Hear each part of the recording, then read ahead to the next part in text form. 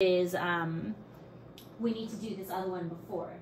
So the lab that you're going to get today is more of these are the parts of the microscope. This is how you use a microscope.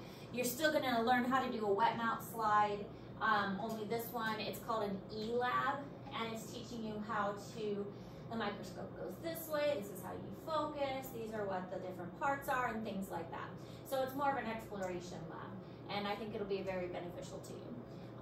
And then it will lead you into, once you get more comfortable with the microscope, then you'll be able to do the other lab much better. So we'll start with that one once we finish notes today. So moving on with the cell structure, looking at the plasma membrane, we talked a little bit about the different kinds of cells yesterday, prokaryotic, eukaryotic, and then we had the animal, plant, and the bacterial cells. So we're going to look at the membrane of the cell a bit more. Now, I told you that the membrane of the cell is super, super important, that it is not a structure that, I mean, it looks very simple, but there's really a lot going on with it. It is really, really complicated. It's something that's called a fluid mosaic model. Now, when you think of fluid, you obviously think of something that moves a lot, and that's true for this. The other thing is mosaic. What do you think of when you think of a mosaic? Tiles, yeah. What did you guys say? Yeah, tiles. So it's tiles. When you think of mosaic, you can kind of picture like, oh, those old churches that have those pictures in tiles or like on a floor. That's exactly what it is. It's made up of tiny pieces, tiny pieces. And the same is true for the cell membrane. The cell membrane is not one solid piece. It's actually made up of hundreds or thousands of little tiny pieces, which is kind of like counterintuitive, really. It's all these tiny little pieces. So it's the fluid mosaic model. It's made up of all these tiny pieces. And it's fluid because it's constantly changing and it's constantly moving. And it's going to make more sense as we continue and describe it more on the next couple slides.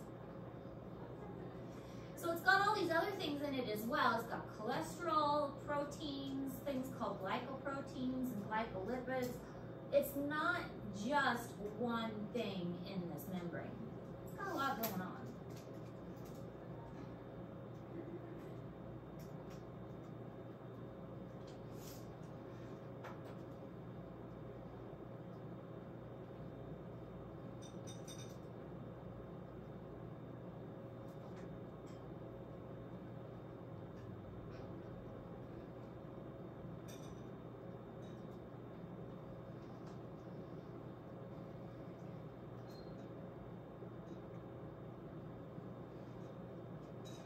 Alright, so this is what it would look like. It's called a bilayer because it has two layers. And I really like this picture because it shows kind of how it works. That there are two layers, so one layer on the inside and one layer on the outside, and it forms kind of this 3D image. And this picture shows it in kind of a 3D image. So the bilayer meaning that's actually two layers put together. And it forms this layer for a very specific reason, because part of the layer likes water and is attracted to water, and part of the layer is afraid of water. So the part that likes water is going to face the water, and the part that doesn't is going to be away from the water. So this is called hydrophobic and hydrophilic. Now remember when we talked about lipids. Part of the lipid was a head, and part of the lipid was a tail. And that will also be on your test, so if you don't remember that, then start studying. The head is the glycerol head, and then we have the fatty acid tails. Well, as far as the lipid layers, it's called a phospholipid layer. The heads like water. They're called hydrophilic. When you like something, it's called philic. When you're afraid of something, it's called a phobia. So you have arachnophobia if you're afraid of spiders. Or, oh, what's it called when you're afraid of heights? I am emetophobia. Emetophobia is afraid of vomit. Yeah. So I have emetophobia, and I've known that for a long time. I'm afraid of vomit. I have emetophobia. But anytime you're afraid of something, it's a phobia. So in the phospholipid bilayer, that the tails are afraid of water. They don't like water, so they're going to try and get away from water. And the heads like water, so they're philic, they're hydrophilic. So they're going to try and face toward the water. So what's interesting is if you have a lot of these little phospholipids and you were to just dump them in a pile of water, or a puddle of water, they would naturally form this arrangement because the heads are trying to naturally go toward the water. The tails are naturally trying to get away from the water. So they would just naturally form this kind of ball arrangement because that's the most natural thing for them. Tails are facing away, heads are facing toward. So the tails are naturally going to line up, the heads are going to naturally line up, and it's just how they're going to react to that situation.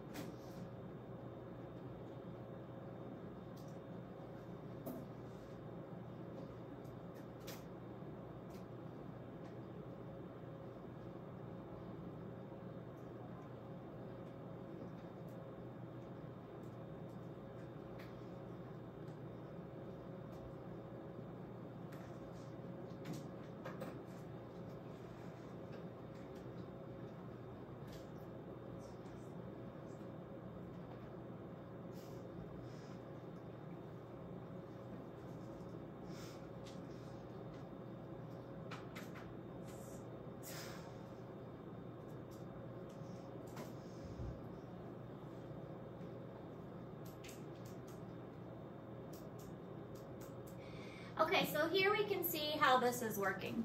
We've got the heads, which are the little round things, and the tails, which are the stringy things. And they are 2 layers, bilayer. They like water, so they're going to face toward the outside of the cell and the inside of the cell, just naturally face that way. And the tails are going to face each other because they're trying to get away from the water. Then we have all these different types of proteins that are stuck within the membrane. So it's called a mosaic model because all these little pieces are making up the membrane. It's called a fluid model because this piece is not going to stay here. It's going to stay here for now, and then it's going to wiggle over here, and it's going to wiggle over here. They don't stay in these places. They're going to wiggle from place to place.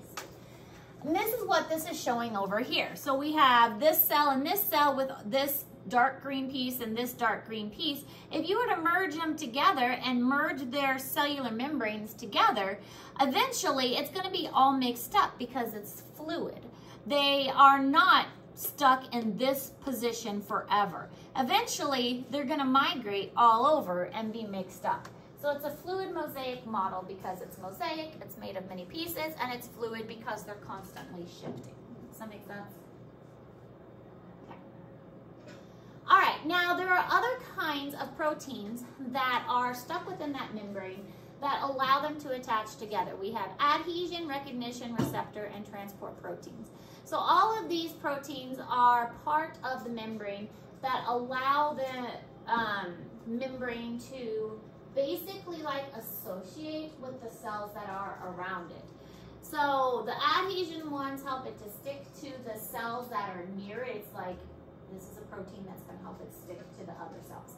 Then you have a recognition protein that's like, hello, I belong to this cell, so you don't want to destroy me. I'm part of this body, I'm part of this organism, don't eat me, don't kill me. Then you have receptor proteins, and these are ones that are saying, okay, I'm going to turn this cell on so it does its job, or I'm going to turn this cell off and make it rest. Because think about it, you don't need your cells to digest all day. If you haven't eaten anything, then you don't need your cells digesting. I mean, obviously we just ate lunch, so our cells and our digestive tract are digesting right now. But, you know, later on at nighttime, we don't need our stomach cells working when we're sleeping. So those digestive cells are going to be turned off. So receptor proteins are going to trigger whether the cells are active or not. Then we also have transport proteins, and transport proteins are going to assist with the movement of things in and out of the cell. So if the cell needs to bring something in, or if the cell needs to bring something out, there are proteins that are going to help with that too.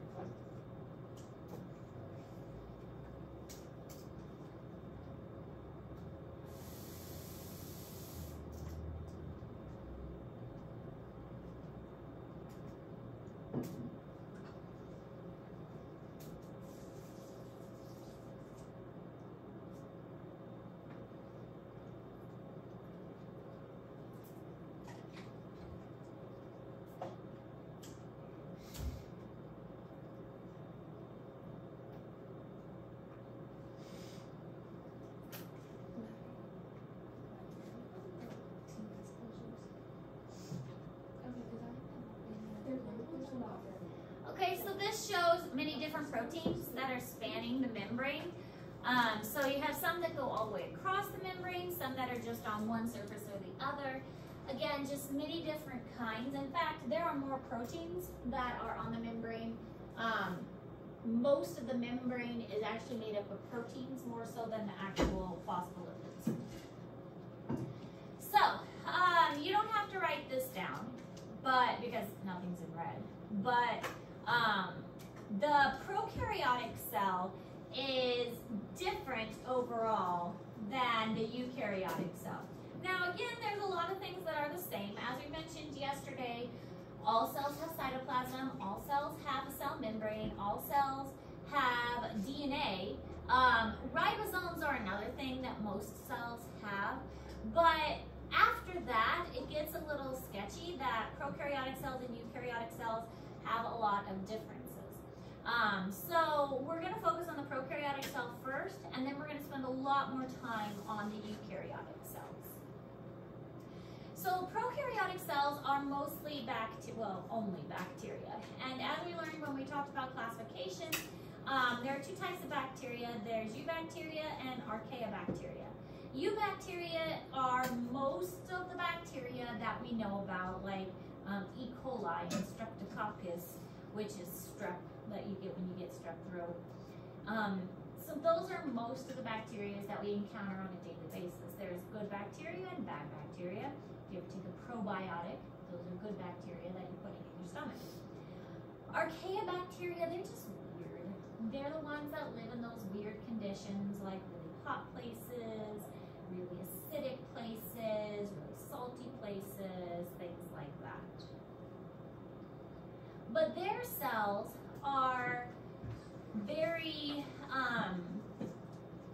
very primitive. They're very simplified. They do have proteins that kind of reinforce their shape. So their shape doesn't have a lot of variation. They're usually kind of in like rods, or usually kind of cylindrical shaped. And they do have ribosomes, so they can make proteins. That's what ribosomes do. Ribosomes make proteins. And they have cytoplasm. The cytoplasm contains something called plasmids, which are basically circular DNA. Their DNA is in circles. And the DNA is kind of all in one area, which is called a nucleoid. They don't have a nucleus, and that's kind of the thing with prokaryotic cells, is no nucleus. But all the DNA is kind of found in a group, which is called the nucleoid. So ribosomes, plasmids, nucleoids, but no nucleus, especially no nucleus membrane.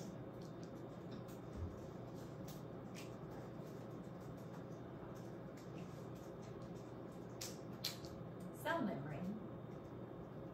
Cell membrane and nuclear membrane are different. They do have cytoplasm.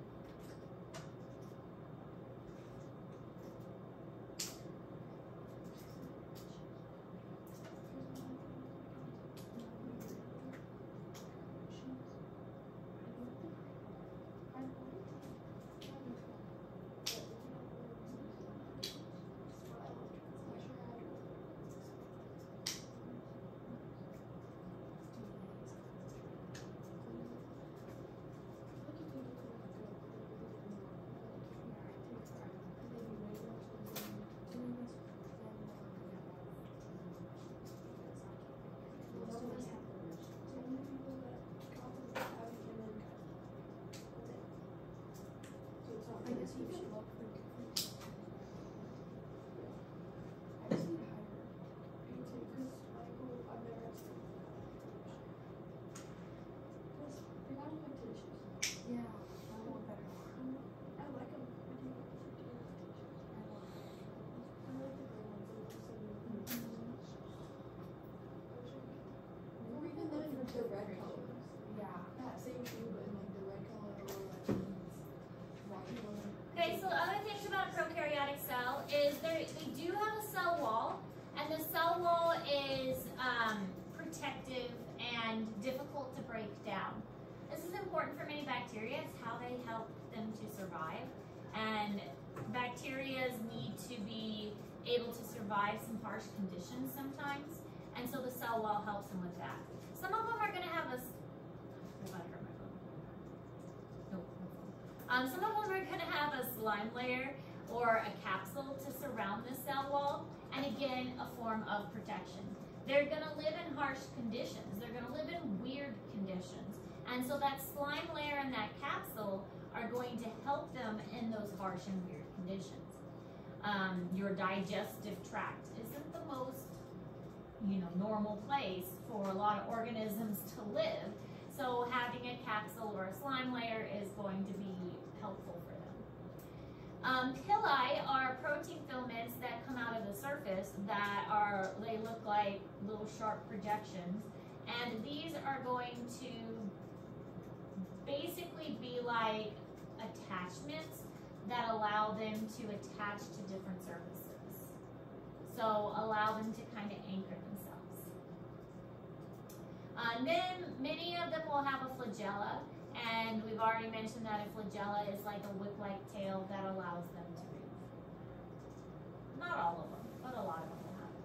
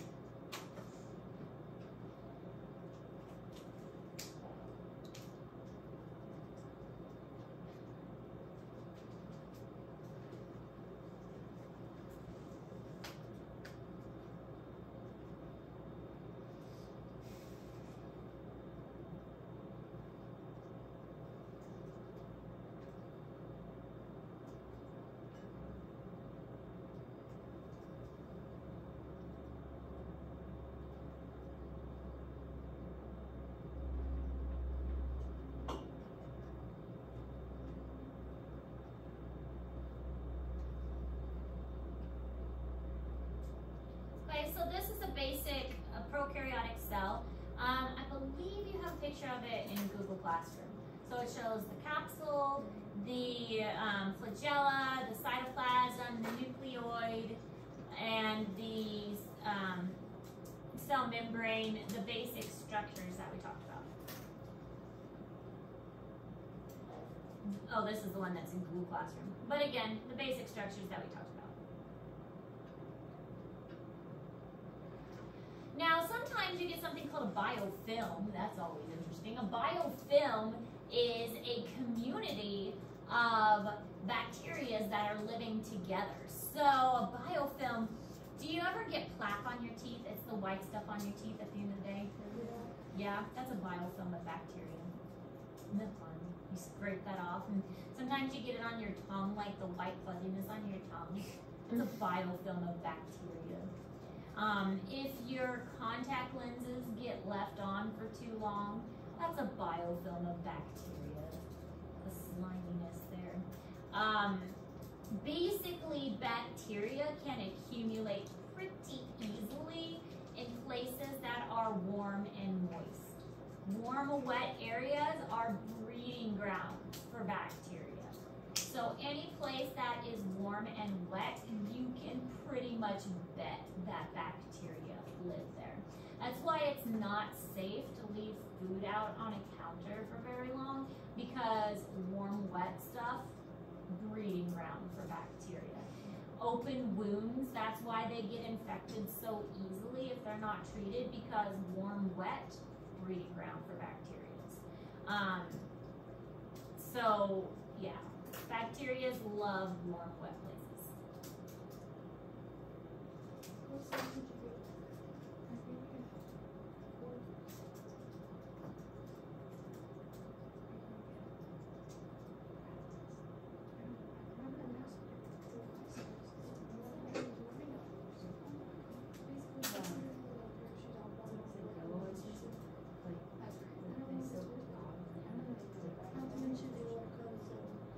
Oh, iodine?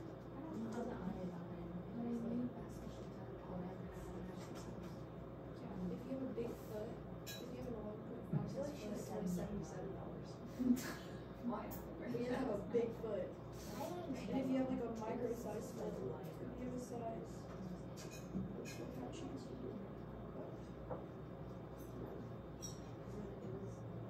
But the thing is literally, I hate these people. They buy it from the store, just put it on this website. Like, can you just leave it in the store for me to buy? Iodine is usually the Size 8.5. I don't and know. they use it a lot, like during the blood drive. And it just doesn't, it's like potions that just doesn't fit my face. Yeah, they use that one. They literally rub it. I have ankle brace. If you have a brace on, it just rubs. I don't know, but that's a go-to one for a lot of And I doctors. don't know my ankle brace. I need to find it. Because last time my friend the shoe literally rubbed into me. So this is how the process works. They like form these colonies together, and they kind of like reproduce. It's called a shared mass of slime, which you know, a great name for it when you think about it. They like produce this slime kind of coating to protect themselves, but the warm, moist conditions is perfect for it. And then they'll kind of like release some of it to reproduce and start over again. So they basically just, you know, cohabitate together in this like sliminess. It's lovely. All right, so any questions about any of that? Tomorrow we'll start in with the eukaryotic cell. So